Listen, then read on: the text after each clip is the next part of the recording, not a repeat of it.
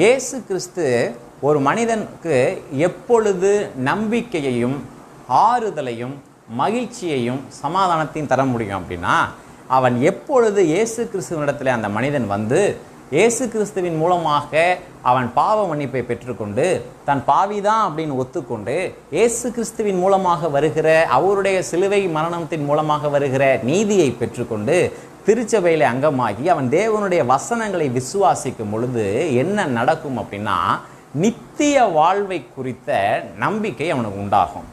தேவன் எனக்கு இனி எதிரியாக இல்லை அப்படிங்கிற ஒரு பெரிய சமாதானம் அவனுடைய இருதயத்தை ஆட்கொள்ளும். ஏன்னா வசனம் என்ன தெரியுமா சொல்லுது?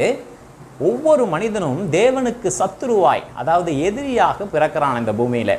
தேவன் இல்லாத ஒரு மனிதன் பிசாசின் பிள்ளையாய், தேவனுடைய கோபத்திற்கு ஏதுவானவனாய், நரகத்தின் பிள்ளையாய், சாபத்தின் பிள்ளையாய், அடிமைத்தனத்திலே வாழ்கிறான்.